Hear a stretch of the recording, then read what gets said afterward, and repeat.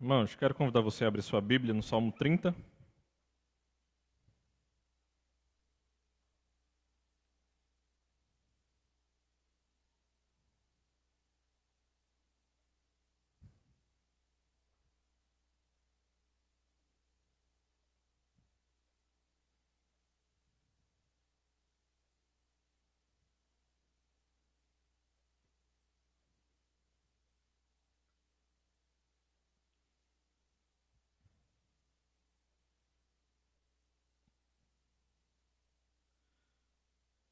Antes da gente ler,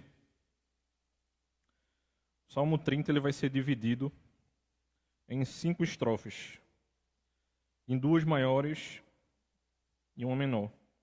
Então, a parte A, digamos assim, é de 1 ao 5, a B é de 6 ao 10 e a C são os versículos 11 e 12. Então, a gente tem essas 3 estrofes nesse cântico. E esses 2 blocos maiores, eles vão ter as suas contrapartidas. Ok? Vamos ler o Salmo 30. Eu te exaltarei, Senhor, porque tu me livraste e não permitiste que os meus inimigos se alegrassem contra mim.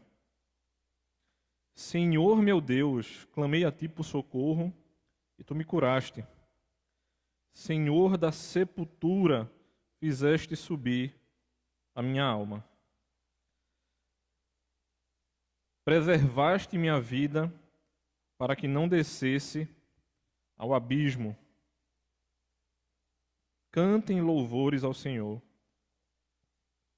vocês que são os seus santos, e deem graças ao seu santo nome, porque a sua ira dura só um momento, mas o seu favor dura a vida inteira. O choro pode durar uma noite, mas a alegria vem pela manhã. Eu disse na minha prosperidade, jamais serei abalado. Tu, Senhor, por teu favor fizeste permanecer forte a minha montanha. Apenas voltaste o rosto. Fiquei logo com medo. Por ti, Senhor, clamei, ao Senhor implorei. Que proveito obterás no meu sangue quando baixo a cova? Será que o pó é capaz de te louvar? Poderá ele declarar a tua verdade? Ouve, Senhor, e tem compaixão de mim. Sê tu, Senhor, o meu auxílio. Tornaste o meu pranto em dança alegre, tiraste o meu pano de saco e me cingiste de alegria, para que o meu espírito te cante louvores e não se cale. Senhor Deus meu, graças te darei para sempre. Esse é um dos salmos que mais aparece, num trecho tão curto, a palavra Senhor. São 9 aparições dessa palavra e 2 da expressão Deus meu. E é interessante que esse é um salmo, esse é um cântico ao Senhor, em que Davi o faz, muito possivelmente, quando tem o seu lar restaurado.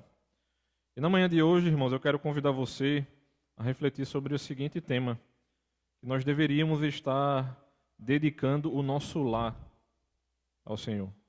A gente não passa pelas mesmas provações que Davi passou, a gente não teve o nosso lar tomado e possivelmente nunca terá, assim como Davi teve, não no nível, no volume, e a gente percebe que tem várias imagens importantes aqui no texto.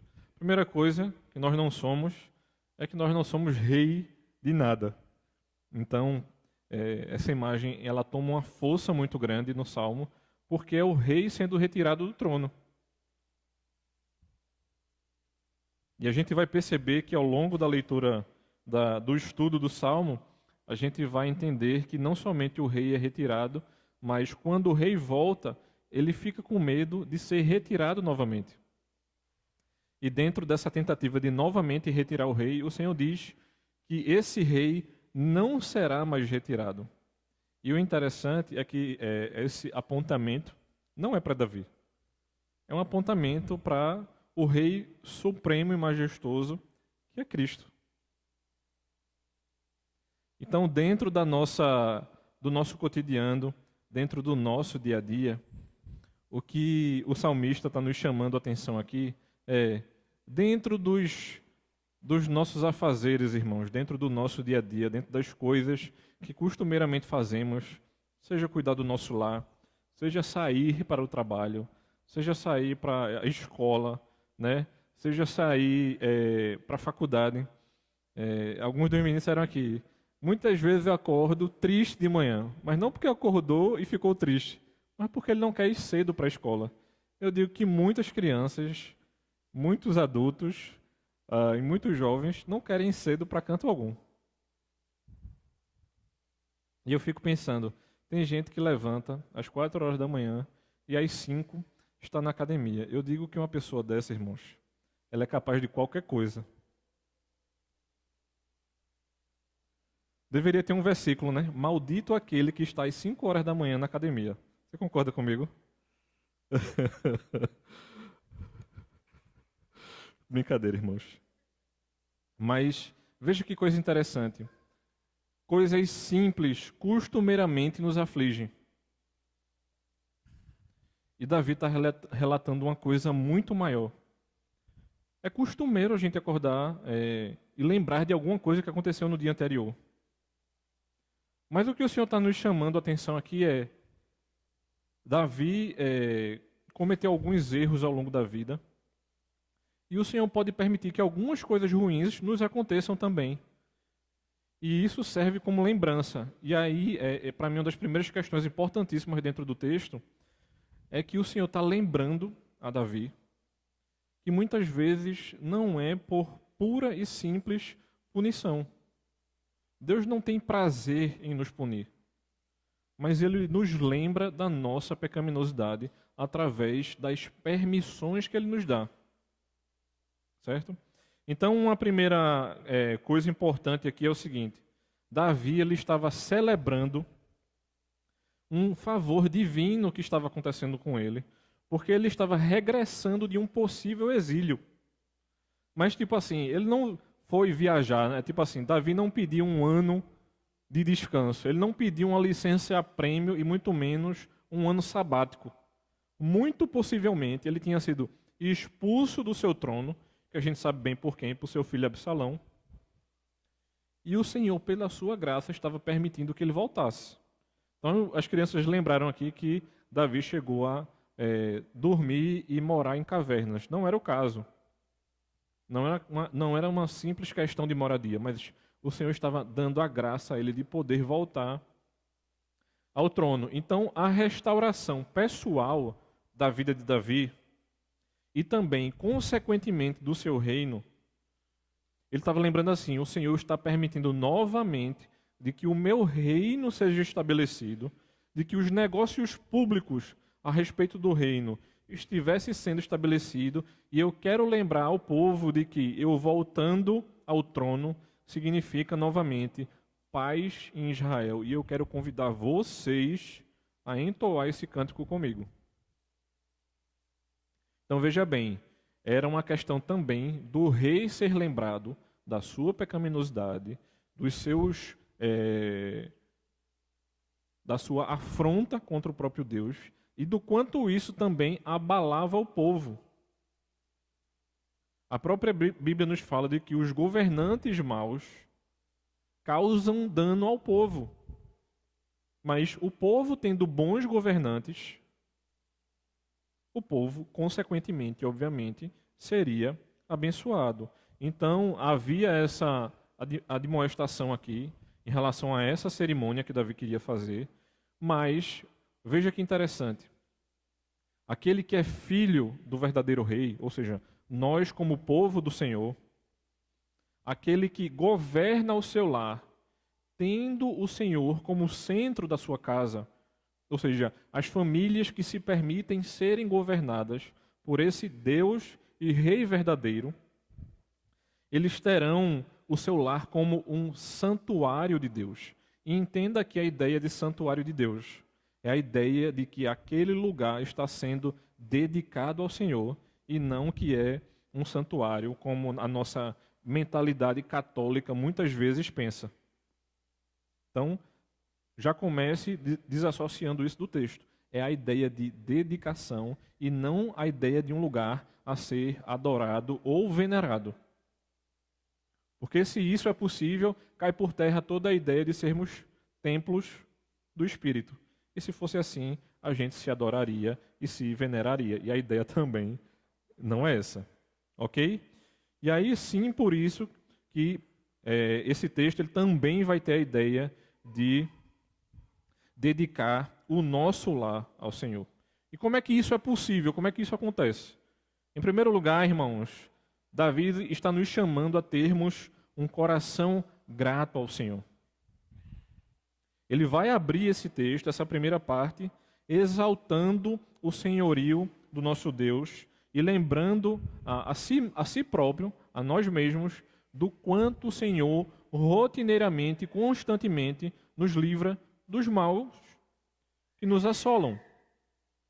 Então, se é Deus, por exemplo, que nos ergue, se é o Senhor que constantemente nos levanta com a sua própria e bondosa mão, quando a gente normalmente se vê imerso num profundo abismo, num mal muito grande, deveria ser nosso dever entoar com a nossa língua, com a nossa boca, louvores ao Senhor.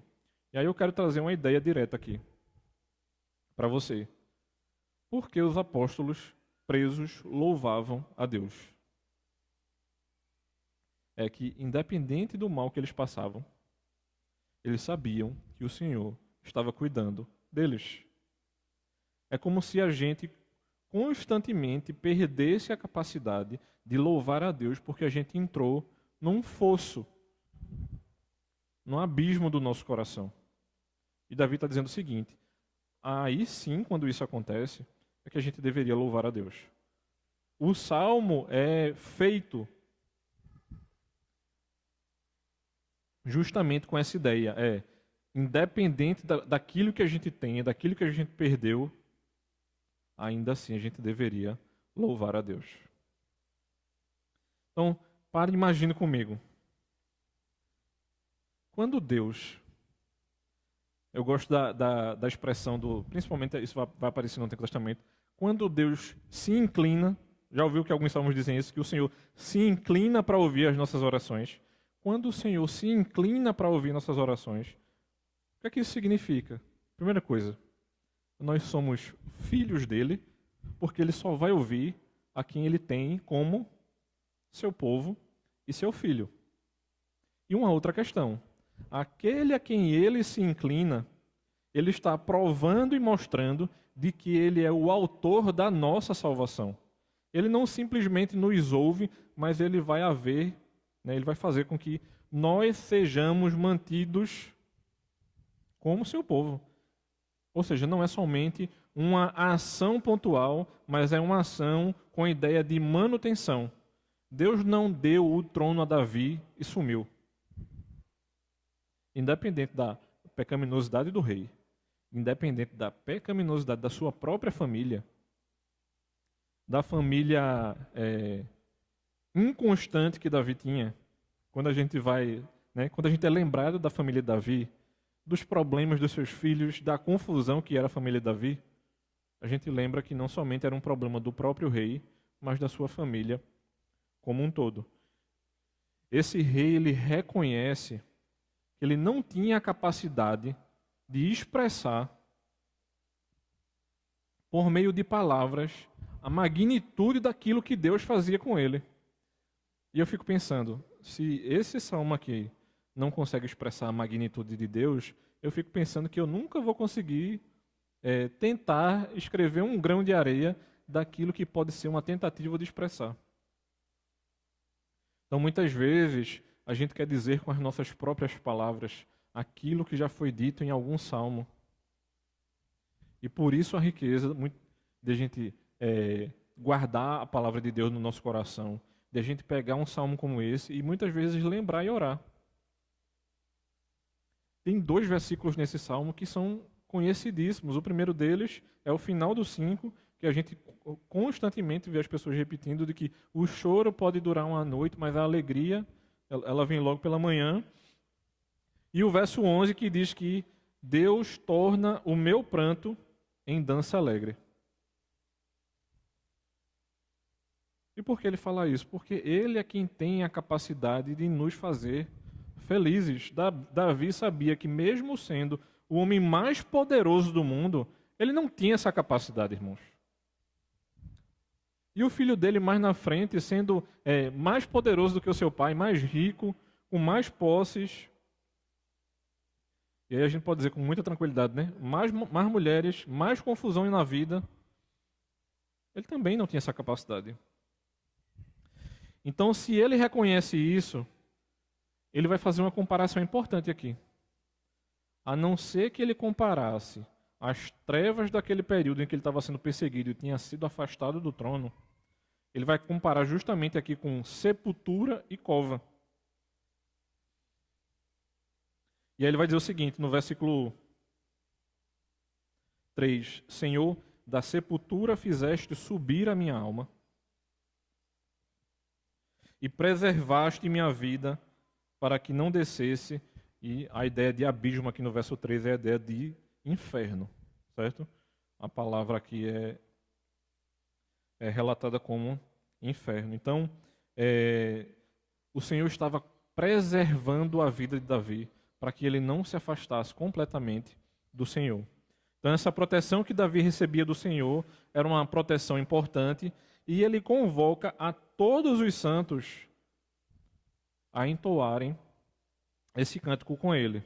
Então, essa adoção celestial que eu e você recebemos, afinal de contas, não somos filhos diretos desse rei, do nosso Senhor, vai fazer com que nós, ou deveria fazer com que nós, tivéssemos ações de beneficência. Para quê? Para que a gente também imitasse aquilo que Deus faz conosco. Veja que interessante. Mateus capítulo 5, versículo 45, diz que faz nascer seu sol sobre maus e bons. Então a gente não vai fazer bondade só para crentes. Então quando eu tenho, por exemplo, um governante cristão que diz assim, agora eu vou fazer com que a igreja tenha a voz que ela nunca teve, ele está errado. Porque Deus chamou ele para governar sobre ímpios e crentes. Ele não chamou esse homem, esse governante, para governar simplesmente sobre aqueles a quem Deus diz que são seus filhos. Então, quando eu tenho um cristão que sabe que próximo à sua casa tem um terreiro de Umbanda, por exemplo, ele manda lá destruir esse terreiro, ele entendeu errado aqui a coisa. O fato de a gente não ser concordante com determinada religião não nos dá a liberdade de, pelo poder que nos é dado, muitas vezes, independente do nível de governança, seja, por exemplo, policial, seja do governo civil normalmente, Deus não nos dá essa liberdade, por mais que a gente não concorde. Porque a gente deve pregar o evangelho e não sair quebrando tudo e destruindo. Então as pessoas serão convencidas mente e coração, e não convencidas pela destruição. Os holandeses nos ensinaram isso muito bem quando chegaram no Recife. Eles permitiram que os judeus entrassem aqui, porque os católicos não permitiam. Então essa ideia de laicidade, ela é muito mais rica do que a gente imagina. Agora, isso não significa que a gente vai estar andando abraçado com muitos deles no aspecto de sermos concordes com eles. Porque a gente discorda até do próprio catolicismo, quanto mais das outras religiões. Então, o que está sendo alertado aqui é o seguinte: não há nada em que os homens se assemelhem mais verdadeiramente a Deus do que na prática do bem em favor do outro. E Deus não disse, pergunte a religião do outro para que você possa fazer o bem a ele. Davi entende que se Deus, em qualquer tempo, pune o seu povo, por exemplo, ele não só pega essa punição que é aplicada a esse povo, mas imediatamente ele vai aplacar a sua ira, enquanto que ele prolonga sua bondade e graça. Então, a imagem que Davi está mostrando a nós aqui, nesse primeiro trecho do Salmo, até o verso 5, é o seguinte: a ideia do choro que dura, que perdura por uma noite, mas que a alegria vem logo pela manhã. A ideia é a seguinte: não se entregue à tristeza, que Deus nos dá normalmente muito mais coisas boas do que ruins. O problema é que o nosso coração se torna constantemente egoísta, constantemente é um coração que reclama, e a gente se torna tão amargurado que a gente inverte a posição da chave. A gente diz que Deus nos dá muito mais coisas ruins na prática do que coisas boas. E o Salmo está nos dizendo justamente o inverso. Ou seja, o que é que está sendo nos dito aqui? A gente é tentado por muitas vezes a entender que essas aflições, que nos deixam muitas vezes de maneira miserável, é como se isso tomasse toda a nossa vida. E Deus chama Davi aqui a celebrar essa bondade divina, e ele reconhece que, mesmo sendo gravemente afligido por um curto período e de forma passageira, esse curto período de forma passageira, por mais forte que pode ser, é como se ele estivesse dizendo o seguinte: o nosso mau humor, a nossa impaciência perante essa aflição, é como se a gente transformasse essa aflição que perdura segundos num século. E por outro lado, o nosso descontentamento e ingratidão nos leva a imaginar que esse favor divino, por mais que ele exerça para conosco, não passa de um simples segundo. É isso que Davi está nos dizendo aqui. Veja que interessante. O profeta Isaías, no final do seu livro, no capítulo 54, no versículo 7, ele diz o seguinte: por um breve momento abandonei você, mas com grande misericórdia tornarei a acolhê-la.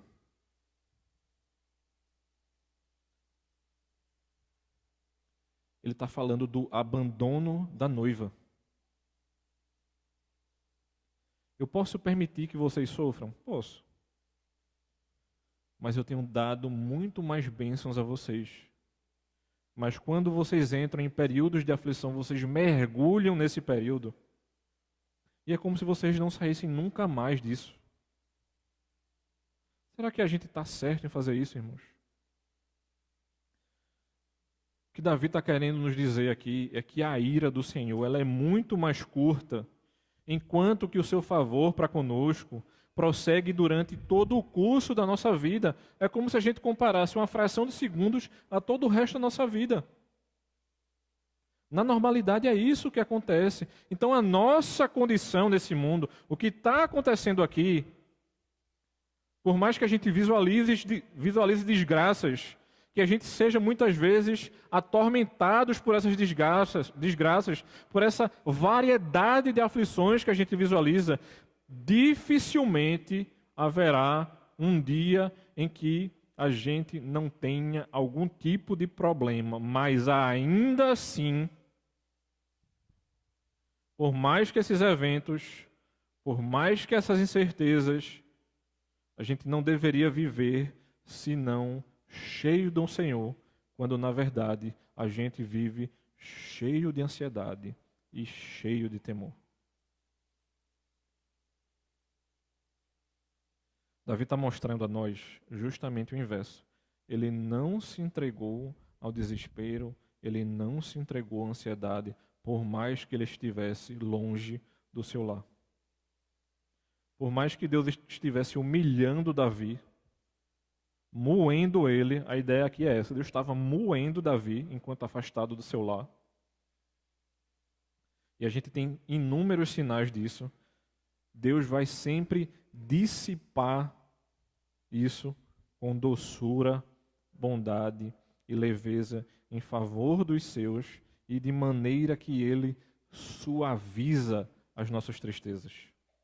A ideia do choro que dura uma noite e a alegria vem logo pela manhã é justamente a ideia de sermos suavizados por esse amor maravilhoso que deveria tomar o nosso coração. E aí é quando justamente a gente sai dessa primeira ideia, desse primeiro grande bloco, dessa primeira grande estrofe, de ter um coração grato. Por que a gente deve ter um coração grato? Aí é quando a gente entra na segunda grande estrofe do texto, dos versos 6 a 10. Afinal, o Senhor livra o nosso lar constantemente. Deus cuida dos seus. Deus cuida da natureza, irmãos, quanto mais de nós. E sabe de quem ele nos livra primeiramente? O versículo 6 vai nos dizer o seguinte: eu disse na minha prosperidade. Davi está batendo no peito e dizendo assim: eu já sei o quanto eu fui arrogante, eu já sei o quanto eu confiei no meu poder, eu sabia do meu poderio. Aí ele diz: mas jamais serei abalado. Isso aqui é um discurso contra o seu próprio coração. Então a gente tem esse primeiro livramento de nós mesmos. Davi reconhece que havia sido justo e merecidamente punido. Veja bem. Muitas vezes a gente não lembra daquilo que a gente tem feito contra o Senhor. E por quê? Deus está lembrando a Davi da sua confiança estulta, do seu pecado reiterado, dessa repetição pecaminosa, e de que ele não deveria se esquecer da sua condição mortal. É como se a gente pensasse assim: eu cheguei nesse patamar aqui, não vai acontecer mais nada comigo. Quantos a gente vê caindo? Quantos já caíram ao longo da nossa vida? Eu fico pensando, muitas vezes o Senhor nos permite ter, por exemplo, um automóvel, um carro. E o Senhor pode retirar esse carro, assim como Ele pode retirar o nosso imóvel. Mas quanto maior, mais alto a gente está, maior é a queda, concorda? Então, fico pensando, Deus não estava retirando o lar de uma simples pessoa. Ele estava retirando a casa do rei, ou o rei da sua própria casa. Quando a gente lê Esdras e Neemias, o Senhor diz que aquele banquete oferecido não se comparava ao banquete oferecido por Salomão. O Senhor estava tirando a mesa de Davi. Não havia mais iguarias do rei. E não eram iguarias proibidas enquanto aquele estava debaixo do cuidado do Senhor. Mas essa confiança carnal que o coração de Davi se permitiu ser tomado, que muitas vezes toma e apodera o nosso coração, como se a gente pudesse confiar numa determinada prosperidade. Sabe o que é que Calvino vai dizer? É que muitas vezes eu e você, a gente se despoja, sabe em quê? No esterco.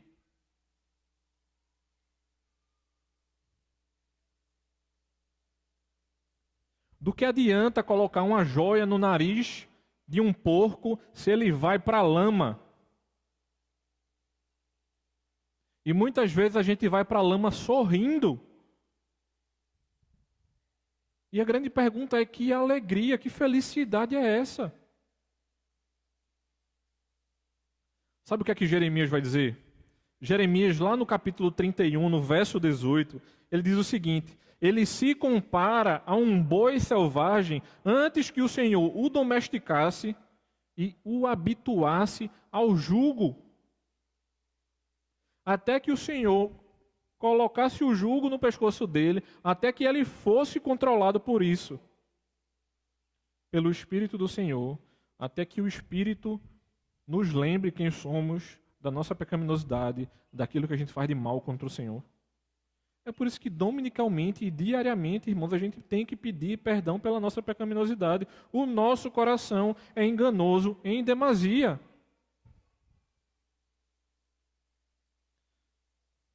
A gente é lembrado também do rei Ezequias. O cronista, no livro de 2 Crônicas, no capítulo 32, ele diz que esse rei que era piedoso, que havia passado por enfermidade, sendo afligido por tal enfermidade, tão logo viu estar tudo bem, e de conformidade com aquilo que ele planejava, já estava sendo impulsionado pela sua vaidade. E o texto diz que ele correu para a sua soberba e para a sua vã ostentação. Esse cenário do Antigo Testamento, ele lembra o quão veloz a gente, como povo de Deus, se perde e o quão rápido a gente se entrega a essa estutícia. E não é provável, irmão, que Davi estivesse tão insensível ao ponto de chegar e desprezar a Deus e a desafiar todos esses infortúnios. O negócio estava ruim, mas não estava tão ruim assim não, viu? Calma aí. O que o texto está dizendo é que Davi tinha se tornado frio em oração. Isso constantemente acontece com a gente, né? Quantas vezes a gente acorda e não quer orar, e muitas vezes lê a palavra. E ao longo desse dia que a gente não quis tocar na palavra do Senhor, hoje em dia a gente nem precisa mais andar com Bíblia para ler a palavra. Se você tiver com preguiça de ler, meu irmão, bote para ouvir no carro, porque o seu aplicativo ele lê para você.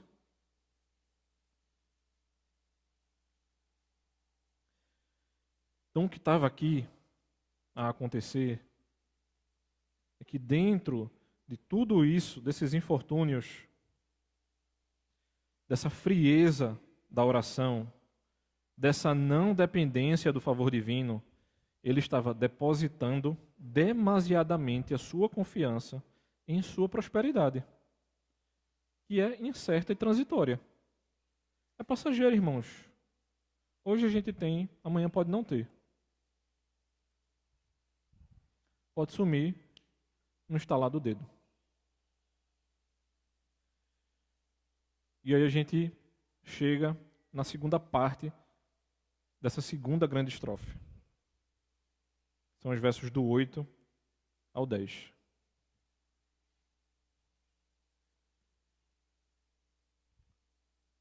Na verdade, o 7 ainda.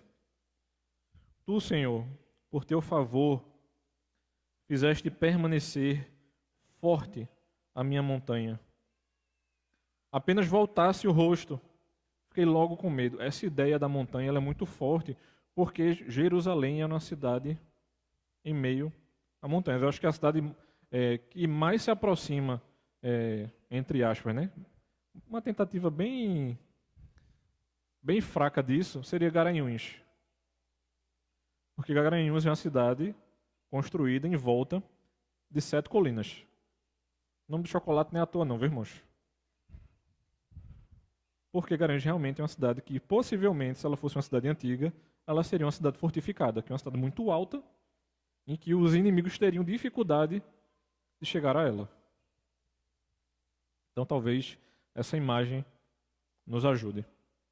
E essa entrega é que os crentes genuínos, quando confiam em Deus, ele começa a virar o cenário do Salmo, não se tornam contra, né, o Senhor, e eles deixam a deixar de lado a sua estultícia. E eles voltam a confiar novamente em Deus. Então, ao contrário do que estava acontecendo, do que normalmente a gente é tentado a fazer, a nossa fragilidade é exposta justamente para sermos lembrados de que o Senhor é quem cuida de nós. De que o Senhor o tempo inteiro é quem cuida de nós. Então, mesmo que Davi, sendo privado dos dons divinos, dessa bondade do Senhor, enquanto estava distante, o que o Senhor estava querendo fazer com ele, que muitas vezes acontece conosco, é que o Senhor está tentando purgar a nossa mente e coração com um tipo de medicina. Sabe que remédio é esse contra qual doença? É um remédio contra a confiança perversa. Esse é um remédio que constantemente o Senhor nos dá. E certamente era um método maravilhoso para quê? Para que o coração de Davi, sendo tratado, Deus, a partir do momento que ele oculta a sua face, que ele permite que a gente visualize um pouquinho de trevas, ele abre os nossos olhos. É até difícil para a gente porque a gente não mora numa cidade fria e alta, que normalmente a gente vê, por exemplo, neblina, né? A gente vai ver neblina lá para a partir de Gravatá. E eu digo a você, viu? Se eu já não gosto de dirigir com chuva, considere com neblina. É confiança no Senhor total, meu amigo, quando você precisa dirigir na neblina. Eu nunca vi um crente orar tanto enquanto dirige na neblina. Porque você pensa, a qualquer momento pode ter alguma coisa parada, uma carreta, uma fileira, um acidente. Se você não conhecer a pista, pior ainda. E aí a gente sai dessa imagem e entra na segunda imagem, que é uma imagem de aquele que estava afligido. Em que o Senhor desperta para que a gente aprenda a clamar a esse Deus. E é como se ele estivesse nos dizendo, sabe o ferro entortado? Que ele não tem utilidade nenhuma. Muitas vezes o Senhor permitirá que a aflição aconteça, porque sabe o que é que o Senhor está fazendo? Ele está pegando um martelo e uma bigorna. Se você não sabe uma bigorna, depois você procura. E nos forjando novamente. A aflição, ela não tem outra utilidade senão essa. Então, Calvino vai dizer que a vantagem primordial da aflição é a seguinte: enquanto nos torna consciente da nossa miséria, nos estimula novamente para a súplica. A função ou a vantagem primordial da aflição é tornar a nossa miséria consciente e estimular novamente a nossa súplica. É ser lembrado que nós somos dependentes e pecadores. A aflição, ela permitirá isso. E aí é quando Davi chega e pergunta, no versículo 9, que proveito obterás no meu sangue quando eu baixar a cova? Porque Davi começa a falar do seu sangue de morte agora.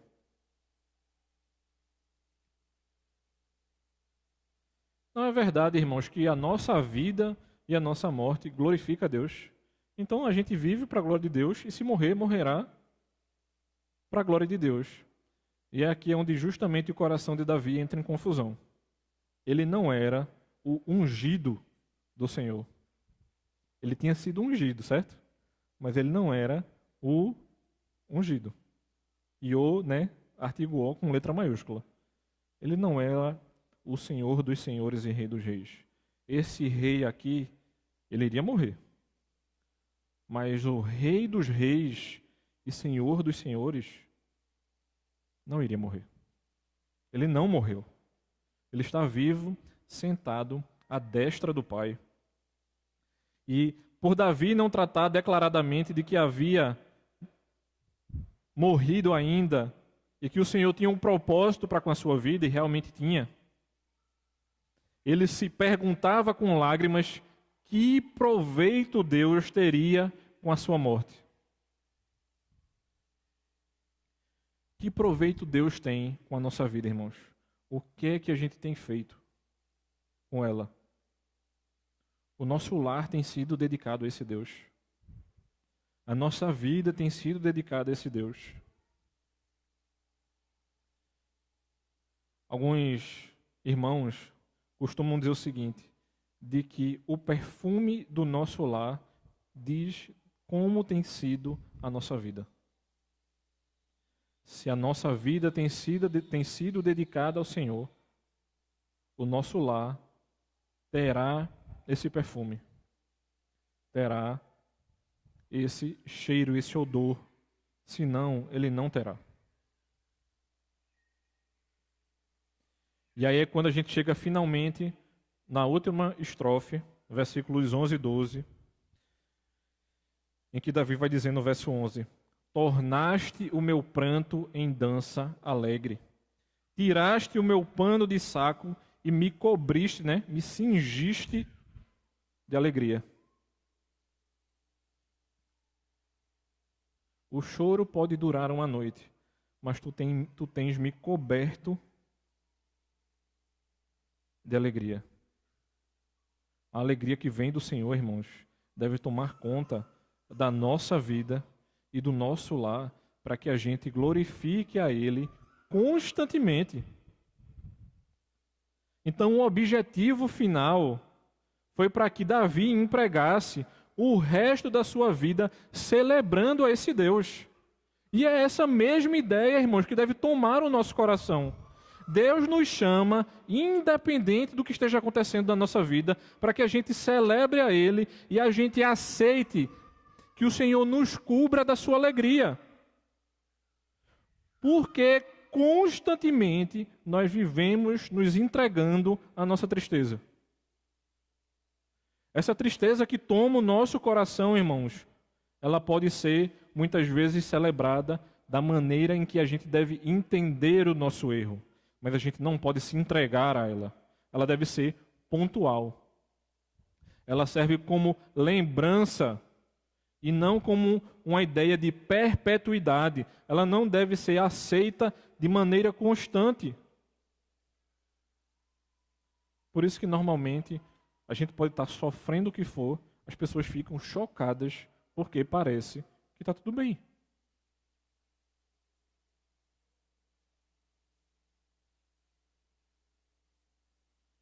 Não está tudo bem. Mas a gente tem entregado a nossa ansiedade ao Senhor. Então ele nos mostra que não fora insensível, nem obstinado a respeito das suas aflições, mas que ele estava chorando e entregando o seu coração ao Senhor. Ele também mostra que esse choro guiava a sua oração para que o Senhor pudesse aplacar a sua ira. Davi sabia que Deus não era irado constantemente com o seu povo. Davi, embora estivesse se submetendo pacientemente a Deus, ele não se sentia livre da tristeza. Deus não está tirando a nossa tristeza inteira. Ele não está dizendo que a gente não vai ficar mais triste. Ele está chegando para a gente assim, não se entregue a isso. E aí um verso que normalmente eu e você a gente não lembra. Sabe o que aqui Paulo diz lá em 2 Coríntios, capítulo 7, versículo 10? É que existe uma tristeza para a piedade. A tristeza, ela deve nos conduzir de volta para o Senhor. O que o mundo não entende é que, sem o Senhor, eles serão constantemente tristes. O estranho é quando eu e você vivem nessa constante tristeza. Porque Deus não nos fez para isso, principalmente ao sermos seus filhos. Então, a partir do momento que Davi começa a se livrar do luto, a sair desse luto, ele se volta, para esse estado de dor e tristeza. Ele sai desse estado de dor e tristeza e vira a chave justamente para essa alegria que ele é convidado. Então ele vai atribuir isso a duas coisas importantíssimas: a graça e a misericórdia de Deus. Constantemente o Senhor nos agracia e tem misericórdia do seu povo. E aí é quando ele fecha com chave de ouro e diz o seguinte no verso 12: para que o meu espírito te cante louvores e não se cale. Ou seja, minha boca não será fechada nem se tiver uma arma apontada para a minha cabeça. Senhor Deus meu, graças te darei para sempre. Então a intenção do salmista aqui não era a ideia, certo? De que a sua aflição duraria só uma noite. E sim de que as trevas da adversidade caíssem sobre o povo de Deus. E isso que duraria uma noite, ou que poderia se iniciar o pôr do sol, logo ao nascer do dia, a luz iria brilhar. E os espíritos atormentados, certo? A ideia aqui de espírito atormentado não é da ideia católica de purgatório não, viu, irmãos? Já desligue isso da sua cabeça. Espírito atormentado aqui são aqueles que estão com medo. É tormento mesmo, é daqueles que estão entregues à sua tristeza e desespero. Eles deveriam ter o seu ânimo retomado e renovado, sendo lembrados pela luz do sol e pela graça do dia. Então, Davi, aqui de maneira equivalente, ele está dizendo: não seja obstinado, meu irmão, e não se entregue à sua tristeza. A gente deve reconhecer constantemente que o Senhor tem cuidado de nós como seu povo. Ele sempre e oportunamente tem ministrado aos nossos corações. Ele tem nos mostrado que devemos ser alegres. E justamente como amanhã toma o lugar da noite, a alegria deve tomar o lugar da tristeza do nosso coração. Eu acho que a única coisa que eu discordaria de Davi aqui é porque eu gosto da noite. Então talvez eu poderia inverter aqui. Assim como a noite toma o lugar do dia, eu já pensei várias vezes, né? Poderia não ter maldade, assalto, assassinato, pessoas vagueando pela noite tentando fazer o mal, para que a gente pudesse andar livremente aí pelas noites, simplesmente pelo prazer de contemplar da mesma maneira como a gente contempla o dia. E essa instrução que é dada por Davi aqui, ele está nos dizendo que Davi tinha em mente, finalmente, irmãos, e encerrando, é como se ele resumisse o Salmo 30 e nos dissesse o seguinte: ó Senhor, como sei que me preservaste com esse propósito, para que os teus louvores ressoem da minha língua, fielmente me desincumbirei desse serviço que dedico a ti. Ou seja, eu não me preocuparei mais com aquilo que toma o meu coração e que não deve tomar.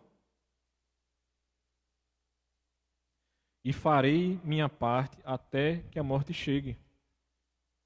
A nossa parte, ou a parte que nos cabe, irmãos, é confiar no Senhor e nos alegrarmos com Ele.